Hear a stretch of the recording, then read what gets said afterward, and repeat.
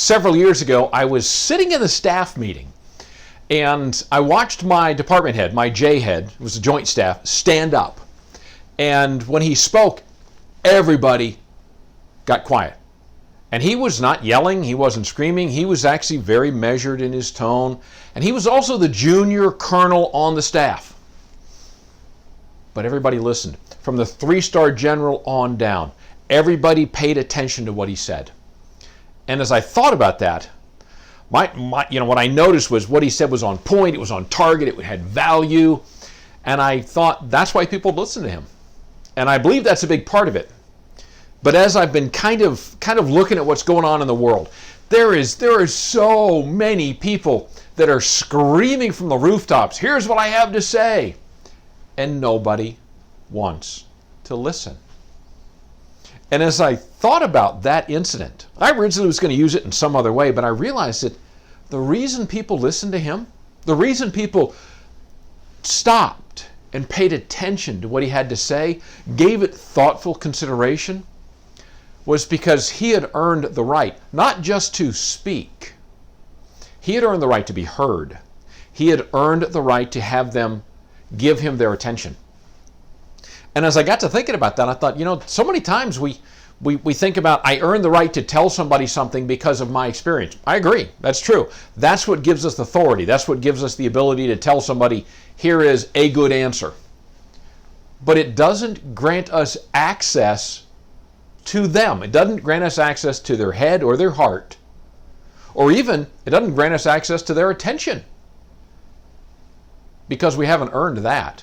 And as I listen to all this cacophony of stuff that's going on, this just everybody trying to scream louder and louder and louder in the hope that somehow their voice will be heard, I realize that most people are not taking the time to do the one thing that will gain them access. And that's why I put together this post, because I think as veterans, this is a particular challenge for us. Because in order to be heard, we have to earn the right. And in order to earn the right, the first thing we have to do is listen. We have to listen to be heard. And what I've realized is that so many times, whether it's dealing with your spouse or your kids or a coworker or a boss or a subordinate, so often we know the right answer. We want to tell them what it is, and they don't want to hear it. They don't want to listen. They do not want to take what we have and let it in, because we haven't earned the right. We haven't gained access to them. And so there are some things that we can do ahead of time in order to do that. Now, first off, we need to listen. And when I think about listen, here's how it kind of breaks down for me. The first thing we got to do is we got to look at them. And I don't mean just point our eyeballs in their direction and then head off to the Bahamas. I mean look at them, observe. What are they saying? What are they not saying? What's their body language telling us? What is it not telling us? Are they smiling? Are they unhappy? Those kind of things that everyone says, oh, women have great intuition. They do, but it's because they take all this information in. As guys, we don't. We may have situational awareness, but often when it comes to the people that are closest to us, that matter the most to us, we think, I know what they're thinking. We don't know what they're thinking. We don't know what they're thinking at this very moment.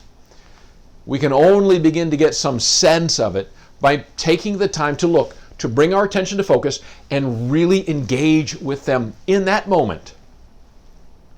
And you can tell when someone's doing that. I can tell when someone's looking at me.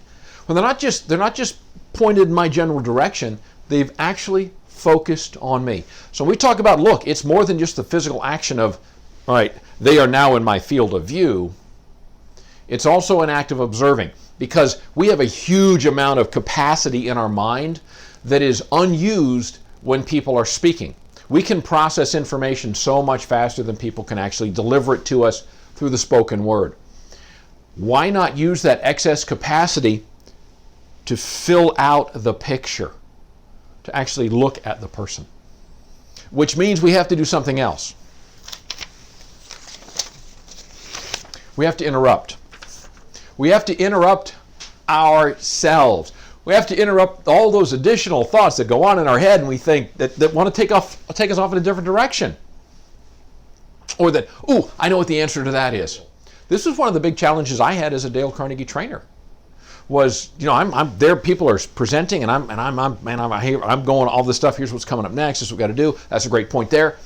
And what I realized was I was much more impactful. I earned greater access to their heart by making sure that I interrupted all that other stuff, interrupted everything that wanted to come in from the outside, and stayed focused on that person. I remained there with them. It allows us to stay there, to stay with them. What are they saying? And what's the message that they're delivering? And when I talk about staying, it also implies a level of patience, because sometimes as soon as someone stops talking, we want to jump in and start talking. That's not what this is about. We stay with them. Let them fill out their thought. Let them say what they need to say. Let them work through it in as jumbled and weird way as necessary for them. So often we want to give them the word, give them the sentence. I know that when I coach, I'm also a client. I also have a coach. And there is nothing that is more satisfying to me than when I start on a thought. My coach asks me good questions that I think, I hadn't really considered that to that depth before. I hadn't thought about that before. And they let me formulate my thoughts. And sometimes it's out loud, and I'm kind of meandering on my way. And then they'll kind of summarize it and say, well, here's kind of what I heard. I'm like, oh, yeah, that's great. Duh. But just their willingness to stay with me and kind of accept what I have without judgment, and which allows me to really be fully heard, so that when they want to offer their perspective, I'm much more ready to take it in. Because the other thing then is we have to take what people say. And when I say without judgment, so often somebody says something we don't like, and at the first instant that we don't like it, it shows up on our face, or we immediately shut down. We just like Get Smart, where all the doors come, and we close off ourselves so we don't hear what they say. We just wait for them to stop talking so we can start talking. Sometimes they're going to have good information. Actually, often they're going to have good information. Most of the time they're going to have good information. Sometimes it may not be as complete as we might like. It might be things that maybe with which we might disagree. Okay. We don't have to make a judgment about it. We just have to take it in and accept it, because that allows us to evaluate it. And when we do that, then we can more effectively do the next part, which is to echo back what they've said. I'm not talking about, okay, just say the last 3 words. Well, this is really important to me. Important to you? That's not what I'm talking about. What I'm talking about is they've had this long and winding 3 or 4 minute thing where they've been trying to figure out their thoughts. And like my coach does, or one of the things I try to do, is to distill it down to just a couple of sentences to really get the essence. Because when we say it, sometimes we say what they want to say, sometimes better than they say it. It's a great feeling of, okay, this person sees me, they see who I am, they see where I'm coming from, they get me. And let me ask you, if you're talking to your spouse, and there's that feeling from your spouse that you get her or you get him, isn't it much easier to have that communication? Sometimes the communication is, okay, they're looking for a solution to a problem. Sometimes they just want to be heard. But when we get that, it changes the dynamics. It's the same thing with your kids. It's the same thing with a coworker. Now, I know this is not something we're going to do every single day. We're like, oh my gosh, I got to listen to this person who I absolutely can't stand. But sometimes that's actually the hardest part, is to take it in when there's something. I just had an argument with this person. And now they're giving me something that is constructive for me, that is valuable for me, and I don't want to hear it. We have to realize sometimes it's the emotion that causes the blinds to shut. And then when we echo it back, we're able to distill it down and help them and basically reaffirm for them that we weren't just going through the motions. We really do understand what they're saying. and we've been able to take that information and digest it. Now we've earned the right to respond. We've earned the right to be heard by that person. That doesn't necessarily mean they'll hear us. But seriously, think about this. If we've been looking at them and we've been interrupting our own thoughts that are going to take us away, our own judgments, so that we can stay with them.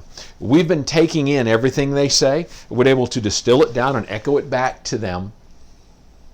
They are, oh my gosh, orders of magnitude more likely to listen to what we had to say.